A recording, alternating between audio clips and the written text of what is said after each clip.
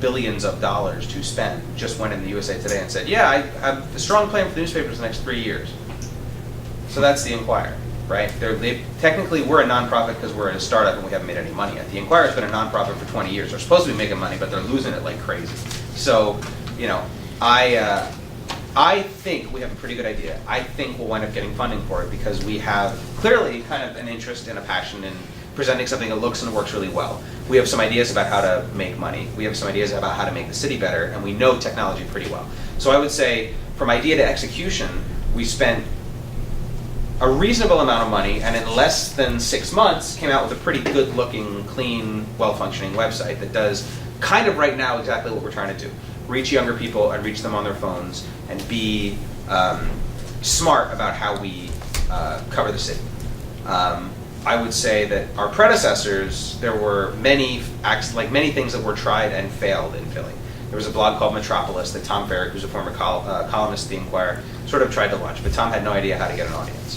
There was Access Philly, which was funded by, God, I would kill for this kind of $2.4 million in money from David Haas of Roman Haas, which is the big pharmaceutical company. He invested $2.4 million in what will become Access Philly. Have you heard of Access Philly? No.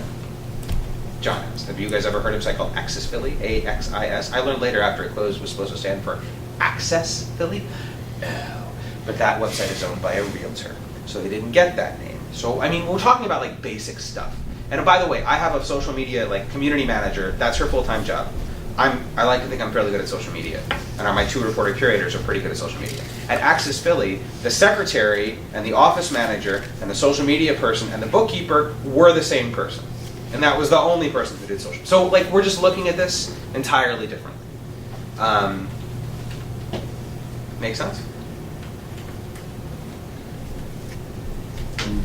What would you say some of your stiffest challenges are up to this point? Getting people to know about us. Just getting the word out, right? So every time we do something like this, you should follow us on Facebook. We're Billy Penn News. You should look us up on Twitter. We're Billy, at Billy Penn, Billy_Penn. We're trying really hard to get the word out for ourselves. Our biggest challenge is that we are brand new. So we make some noise on Twitter. We make some noise on Facebook. We make some noise on social, but it's just a challenge of getting us in front of people. So our next phase, from basically now till the end of the year, are a bunch of community meetings where we're trying to, tonight I am going to a thing basically every week I've got at least one thing a night where I have to go and either mingle with people or speak in front of people to try to get them to hear about, learn about, find out about us. We're covering a bunch of events with a group called the Young Involved Philadelphia this week. They're doing a whole bunch of events in the city, and we're covering all those events, figuring that the people who run those events will want to see their own names, and so we're trying to figure out ways to to build an audience, basically, for our work. So I would say our biggest challenge is figuring out how to get an audience and how to become a part of the